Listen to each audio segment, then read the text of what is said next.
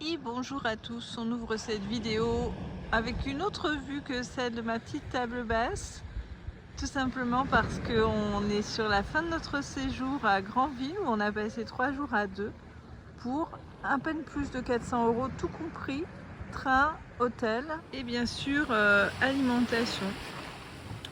Donc on a un tout petit peu dépassé ce que j'avais prévu de 10-20 €. Voilà, donc on ouvre sur des images plutôt agréables. Mais on va se retrouver à Paris dans quelques secondes face au cahier pour préparer le mois de septembre et d'abord faire le bilan du mois d'août. Un bond dans le temps et dans l'espace et on se retrouve face au classeur budget. J'ai vidé le portefeuille. Il restait en pièces 1,10 €. Les 1 € vont dans le bocal qui contient désormais 18,50 €. Au niveau des... ça va retourner dans le portefeuille, ça pour le café et ça à rendre en petite monnaie.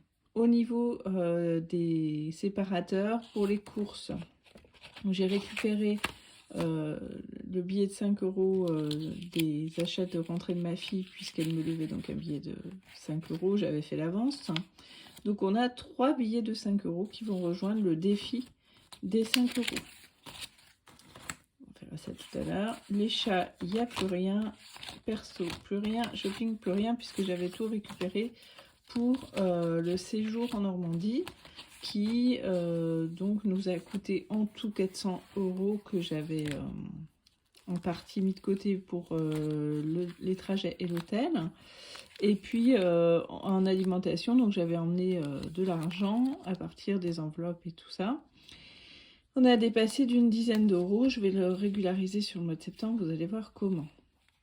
Alors, dans le défi des 5 €, du coup, hop, je vais rajouter mes 15 €. Il y avait déjà 15 € aussi. Et donc, on a mis 30 €. Pas facile d'avoir des billets de 5. Hein, vous les gardez toutes, c'est pour ça. Donc, on a 30 € ici. Je ne sais pas encore très bien ce qu'on en fera. Ce sera peut-être... pour les dépenses de vacances, pour... je ne sais pas encore. Je ne sais pas encore. Ah, mais je crois que j'en ai un autre. Attendez, parce que je me précipite un peu, là. Il faut faire aussi le bilan des enveloppes de cash. Donc, l'alimentation, on a tout terminé. Une fois encore, donc j'avais vidé les enveloppes pour partir en week-end. Dans les achats d'hiver, on a tout terminé. Les repas à l'extérieur aussi. Et par contre, j'avais pas vidé cette enveloppe-là. Donc l'enveloppe beauté. Hop. Donc il y a 3 € en pièces. Donc voilà 21,50 €. Et encore un billet de 5. Super. La rentrée, elle a toujours son billet de 20 restant. On le conserve au cas où les profs demandent des choses qu'on n'a pas encore achetées. Et son père lui a envoyé de quoi acheter son sac. On va y aller tout à l'heure. Pour les anniversaires. Bon, après, ça, c'est les enveloppes d'épargne pour les dépenses annuelles et pour l'épargne tout court. Donc, hop, je rajoute mon billet de 5 ici. Et on se retrouve, donc, si je ne me trompe pas, à 35 €. On peut d'ailleurs vérifier. 1, 2, 10, 20, 30 et 35 €. Bah oui, bah c'est pas mal. C'est pas mal. Voilà. Hop, 35 ici.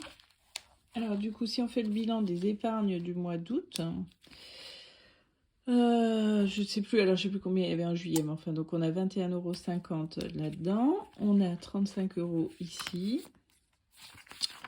On a...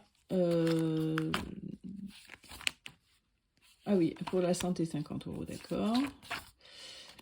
En épargne pour divers projets, on a 90 €. Dans le fonds d'urgence, on a 400 €. Et puis ensuite, donc, on a les différentes enveloppes pour Noël, pour les anniversaires, etc. Donc, pour la rentrée, donc j'ai dit, il lui restait ces 20 €, ça c'est pour cette année. Dans les anniversaires, on a 70 pour l'instant, on va remplir ensuite. Noël, on avait 100 €. Vacances 2023, 50 €. Et voilà. Voilà. Alors, maintenant, il va falloir aller chercher le cash pour remplir pour le mois de septembre. J'en profite pour faire un point sur les charges et les dépenses de ce mois-ci. Donc j'ai créé un outil numérique qui me permet de tout rassembler, mes revenus, mes charges, etc. Là, on va faire un point sur les charges de ce mois-ci. C'est un mois un petit peu chargé, un petit peu cher. En charge, heureusement, j'ai eu un rappel de prime sur mon salaire et le résultat de mes ventes eBay, plus un paiement pour un article. Je pense que c'est ça, le paiement est annoncé, je ne sais pas encore ce que c'est, mais je pense que c'est un article que j'ai publié. Et donc, enfin 3 petits articles pour être précise, et donc je reçois 150 et quelques euros. Donc c'est la bonne surprise, je ne savais pas quand ça allait être payé, j'avais un petit peu zappé j'avoue, et donc très bien, ça tombe plutôt bien puisqu'on a un mois plutôt chargé. Alors, le loyer est payé, il y a des différentes charges. Ce qu'il y a en plus ce mois-ci, c'est les impôts. Alors, ils prélèvent à la fin du mois, ce qui pour moi est pratiquement en fait le mois d'octobre, hein, vu que je reçois mon salaire en fin de mois. Mais je préfère quand même le mettre de côté ce mois-ci, comme ça, pas de mauvaise surprise, s'il y a quoi que ce soit. Au moins, les impôts sont mis de côté, on n'aura pas d'ennui avec ça. Alors, vous voyez que j'ai mis un petit peu des couleurs. En orange, ça veut dire que je dois faire baisser le montant. Alors pour EDF, en fait, c'est fait parce que un des jours derniers, quand je me suis connectée pour voir notre conso, ils nous ont dit, j'ai eu un message sur l'appli plutôt disant que j'allais me retrouver avec un remboursement, donc que je pouvais demander à baisser mes mensualités de 20 €, ce qui en fait correspond à ce qu'on payait avant. On payait 93 €. Donc voilà, je ne sais pas si c'est à cause de la régulation des prix d'énergie, etc., etc. Peu importe, j'ai rebaissé non pas à 93 mais à 95. Pour ce mois-ci, pour autant, je paye encore le temps qu'ils mettent à jour en fait les prélèvements. Je paye encore le montant précédent, soit 113 €. Donc ça va baisser. Téléphone, il faut absolument que je renégocie avec mon opérateur. Ça fait des années que je suis chez eux. Je pense que ça doit faire plus de 10 ans, 15 ans. Oui, 15 ans ou moins. Donc on va avoir à faire baisser ça parce que c'est vraiment ce qui nous pèse le plus aujourd'hui dans ce qu'on peut moduler. Donc voilà, on va s'y atteler. Et puis si jamais ils ne veulent pas, eh bien dès qu'on sera libéré de l'obligation d'être chez eux, de l'engagement, eh bien on changera d'opérateur. La salle, je peux supprimer mon abonnement, je n'y vais pas du tout, et c'est depuis des semaines, hein, donc ça sert à rien. Je préfère m'acheter un petit équipement pour faire du cardio à la maison, du style stepper ou je ne sais quoi, et puis résilier mon abonnement. Et puis Netflix, alors, comme un fait exprès, alors que je voulais le résilier, ils ont commencé à sortir quelques programmes qui m'intéressent. On va regarder ce qu'on a envie de regarder, qui arrive bientôt, et puis ensuite on va faire une pause Netflix pour faire un peu des économies parce que fut un temps de ne le regarder pas du tout. Voilà, des frais bancaires ici, c'était sur la vie à tiers détenteur que j'ai eu sur un autre compte. Donc ça me fait bien suer, mais ça sera exceptionnel ce mois-ci. Ça, les impôts, donc on en a pour 4 mois. Ah oui, j'ai mis à côté dans une colonne le nombre de mensualités et où on en est quand ce sont des prélèvements pour une durée limitée. Et dénombrable. Donc on retrouve les durées que j'avais utilisées pour le tableau des crédits. Si vous avez regardé mes vidéos, si vous ne l'avez pas fait, faites-le. Et si vous voulez l'outil que j'ai créé pour vous en inspirer ou pour l'utiliser, n'hésitez pas à me contacter sur Instagram en message, par message privé, ou me donner un mail. Je vous envoie tout de suite le PDF ou page, la version page si vous avez un Mac. Voilà, je l'ai déjà fait pour quelqu'un qui l'a eu tout de suite et ma foi, ça fonctionne très bien comme ça. Donc voilà, voilà, tout ce qui est mensualisé et à durée limitée, j'indique ici, je compte le nombre de mensualités qu'il me reste et bien sûr si je fais des remboursements anticipés, je vais recalculer le nombre de mensualités. J'allais vous dire quelque chose à ce sujet qui m'a échappé, ça va revenir.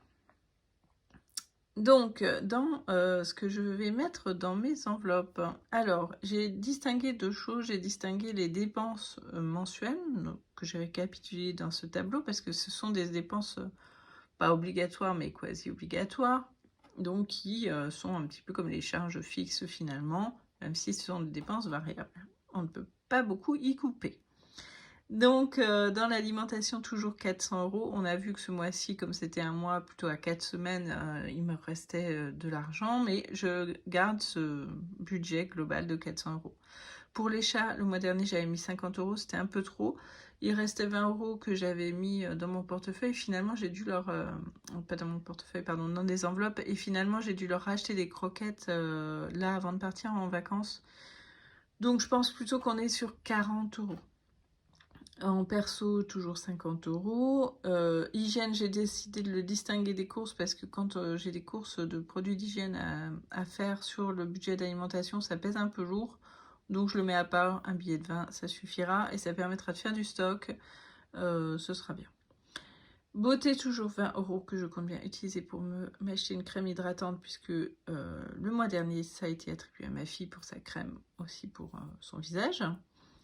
En achat divers, 100 €. Moi, j'ai absolument besoin de changer mes chaussures. C'est une catastrophe. Donc je pense qu'il va y avoir un gros croc sur cette enveloppe-là. Ça m'embête un peu, mais c'est comme ça. Repas à l'extérieur, 50 €. Comme on a dépassé de 10 € en Normandie, je ne vais retirer que 40 €.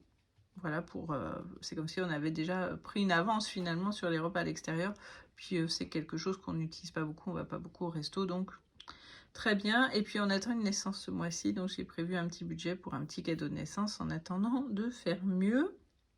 Voilà, donc total des charges et des dépenses variables un petit peu incompressibles du mois, 2556,18 €, tout compris, alimentation et quand même des dépenses annexes. Ensuite, il y a le reste, il me restera ensuite une petite somme sur le compte, une fois que j'aurai pris et payé tout ça.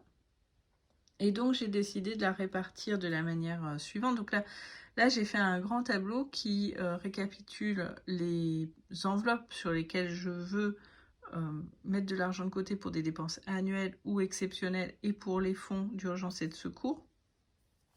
Et le montant que j'attribue pour le mois en cours, enfin qui vient de commencer, le montant que j'avais déjà dans les enveloppes au moment où je le fais, hein, peut-être que je retire en cours de mois s'il y a un besoin quelconque, donc tout ça se met à jour tous les mois. Le montant cumulé total et les objectifs d'épargne. Ici, bon, ce qui coûte cher clairement, c'est les crédits. Pour la maison, c'est des travaux d'amélioration et de décoration. Si on reste dans cet appartement, et pour l'instant on est bien parti pour, il va falloir vraiment l'améliorer.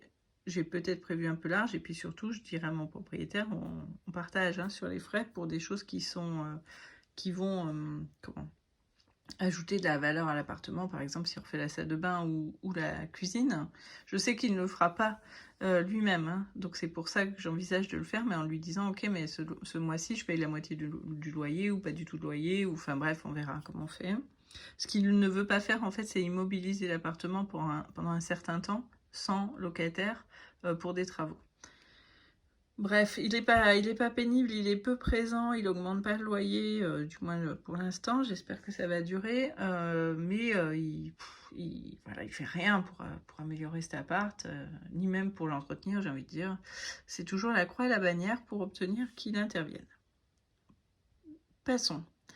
Donc voilà, qu'est-ce qu'on peut dire de plus? Ah oui, très important, vous voyez que j'ai distingué ici fonds d'urgence et fonds de secours.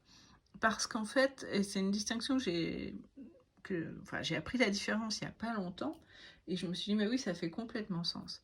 En fait, le fonds d'urgence, c'est une somme qui vous permet de faire face à une situation d'urgence. Par exemple, le chauffe-eau vous lâche, vous devez déménager de manière imprévue, un problème sur la voiture, qu'est-ce que je sais encore. Voilà, c'est une enveloppe qui vous permet de faire face à cette situation d'urgence ponctuelle. Donc ça va être entre 1000 et 2000 € à peu près. Donc là, moi j'ai mis 1500, ce qui correspond à un mois de facture. Je me suis dit, voilà, un mois de loyer et de facture. Le fonds de secours, en revanche, c'est pour une situation de crise plus durable. Donc, ça va être l'équivalent, en principe, de 6 mois de dépenses et charges. Donc là, j'ai compté 13 200 €. Donc, vous voyez qu'on n'est pas du tout sur les mêmes sommes. On va pouvoir remplir assez rapidement le fonds d'urgence. Le fonds de secours, c'est forcément un petit peu plus long. Alors, j'ai choisi de prioriser le fonds d'urgence. Voilà, une fois que cette enveloppe-là sera pleine, je prioriserai le fonds de secours. Et puis j'ai ajouté une autre enveloppe d'épargne, une enveloppe d'épargne pour des projets divers, parce qu'il y a toute cette liste-là, mais il peut y avoir d'autres choses, et on va y venir dans 2 secondes, parce que ce mois-ci, on a quelque chose d'un petit peu imprévu, pour lequel on risque d'avoir besoin de faire appel à cette enveloppe d'épargne. Et donc justement, dans les choses un petit peu imprévues, j'ai un voyage professionnel à la fin du mois de septembre, et je me suis dit que pour une fois, je pourrais essayer d'emmener ma fille, et donc il va falloir que je paye son billet et le complément d'hôtel, puisque enfin c'est pas mon employeur, mais c'est la personne qui me fait venir, l'institution qui me fait venir, prend en charge l'hôtel, mais pour une personne. Donc pour 2 adultes, il y a souvent un complément à verser, donc il faudrait que je paye ça. Et son voyage, je compte utiliser mes miles, mais il y a toujours un reste à payer.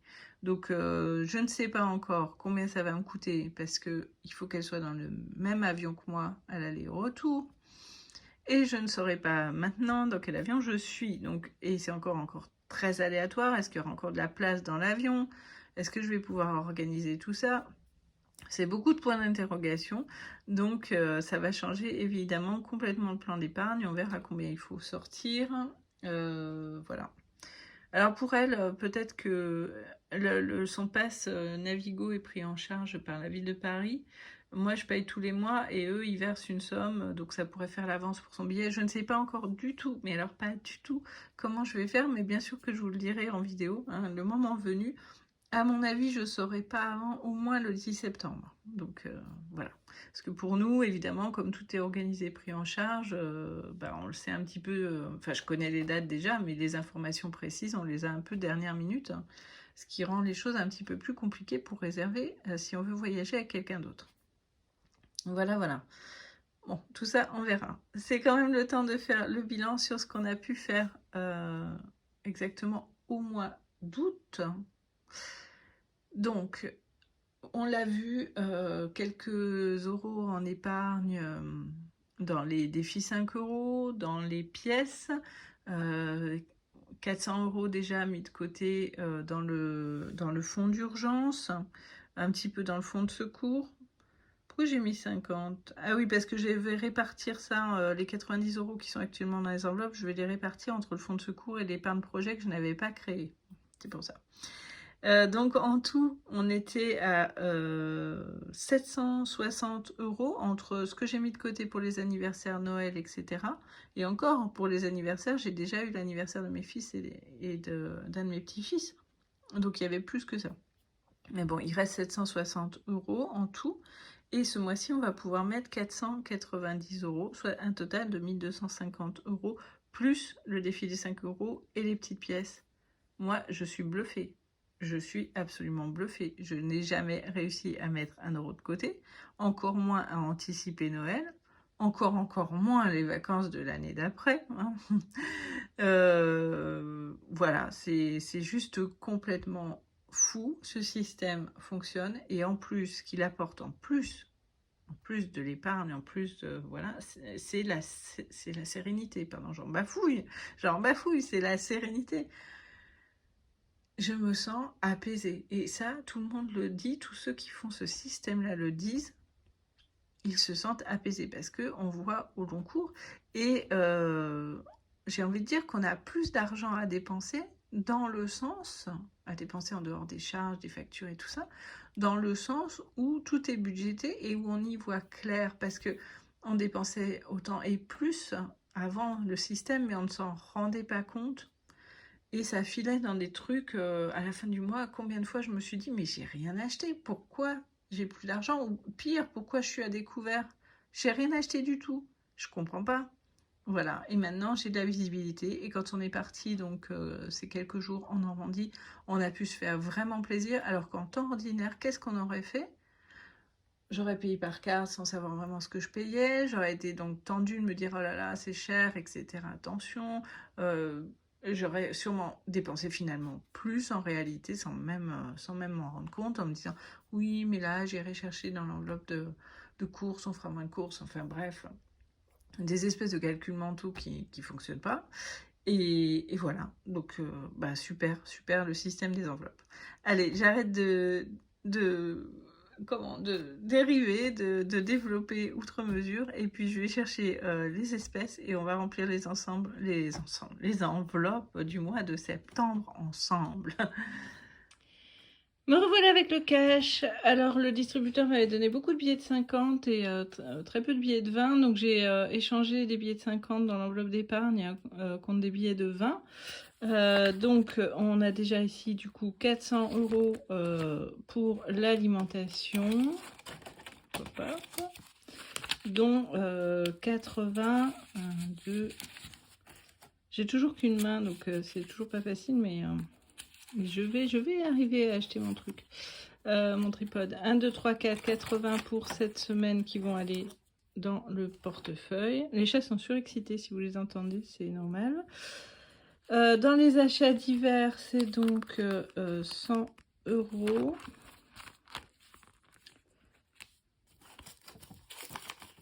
Hop. Avant que j'oublie les 40 € justement des chats, je crois que ça va pas faire, je sais pas comment je vais faire. Les 40 € des chats, donc ça aussi ça va dans le portefeuille. 100 € des achats divers. Repas à l'extérieur, oui voilà, déjà ça coince. J'avais dit que je mettais 40. Comment je vais faire? Comment je vais faire? Ben, on va échanger dans Noël. Je crois que j'ai 100 € là-dedans. Alors, faut que je rachète des enveloppes. Vous allez voir qu'il m'en manque au moins une. 1, 2, 3, 4, 5, 100. Hop, je remets 100. Ces chats qui font du bruit tout autour là. Donc voilà, 100 € pour Noël. Donc je sais plus où j'en étais. Ah, j'en étais aux achats divers. Ah oui, les repas à l'extérieur. Donc j'ai dit que je mettais 40 € puisque il y a 10 €. Qu'est-ce que je fais? Bon. Il y a 10 € qu'on a déjà utilisé. Beauté 20 €.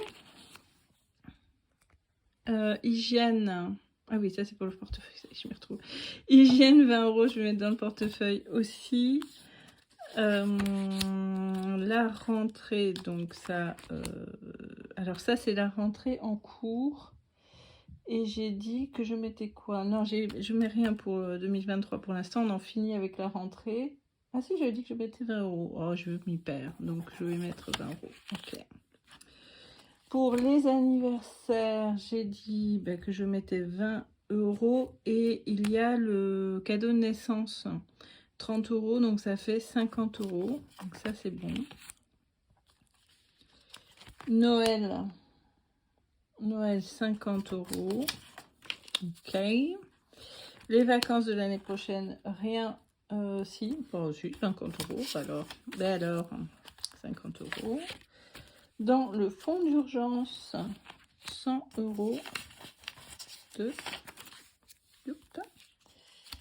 Dans le fonds de secours, donc 50 €. Mais dans l'épargne projet, j'ai dit que je récupérais 40 € là-dedans pour l'épargne projet. Que je vais mettre à part. Et que j'ajoutais 40, ce qui fait 120. Donc je vais me rendre 20 et je vais prendre 100, ce sera l'épargne projet. Donc j'ai pas d'enveloppe pour l'épargne projet. Non mais ces chats sont insupportables. J'ai pas d'enveloppe pour l'épargne projet, donc je vais mettre dans la boîte là où j'avais mis l'argent pour la Normandie. J'ai une petite boîte comme ça. Voilà. Et je vais racheter des enveloppes incessamment sous peu. Le remboursement des dettes, je l'ai laissé sur le compte. Qu'est-ce qu'il me reste à faire? Ah oui, santé. Donc j'ai dit 20. Et pourquoi j'ai encore un billet de 50? Peut-on me le dire? Eh bien, je ne sais pas du tout. Pardon pour ce long silence. Je ne sais pas pourquoi j'ai un billet de 50. Bon, je vais faire le point et je vais ranger tout ça. Ah oui, dans les choses, quand j'ai fait le bilan, j'ai oublié une chose importante qu'on a réussi à faire ce mois-ci, c'est aussi payer les frais d'huissier pour cette fameuse dette. Donc ça compte aussi pas mal. Hein. Voilà, c'était quand même un mois très réussi, bon, avec un mois de revenus exceptionnel puisqu'on avait un gros rappel de prime au niveau du boulot. Donc ça n'arrive pas tous les mois, malheureusement. Voilà, j'ai tout rangé, ou presque. J'ai retrouvé ce que c'est que ce billet de 50. C'est tout simplement le perso que je mets directement dans le portefeuille. Une fois de plus, j'allais m'oublier. Ça, c'est vraiment une tendance, je pense, très, très maman, très parent, peut-être très maman. En tout cas, ça, c'est sûr, de s'oublier et de prioriser le reste. Voilà, donc notre vidéo un peu longue cette semaine est terminée. J'espère que de votre côté tout va bien. Je vous souhaite une excellente semaine, un bon budget, de bonnes économies. Et on se retrouve soit dans la semaine pour une vidéo intermédiaire, j'ai quelques thématiques en tête, soit le week-end prochain pour le bilan de la première semaine du mois de septembre et la préparation de la deuxième. À très bientôt.